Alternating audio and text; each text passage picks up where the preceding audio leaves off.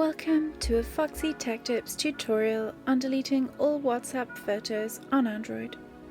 If you find this tutorial helpful, please consider subscribing to my channel and liking the video.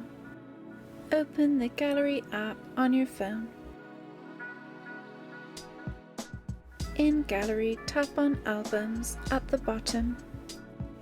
There will be an album called WhatsApp, which will have all of your WhatsApp images in it. Hold down on the WhatsApp album until it is selected, and then tap Delete at the bottom of the page. Select Move to Recycle Bin from the pop-up that appears.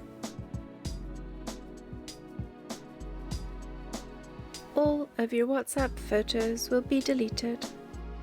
And that draws an end to this tutorial.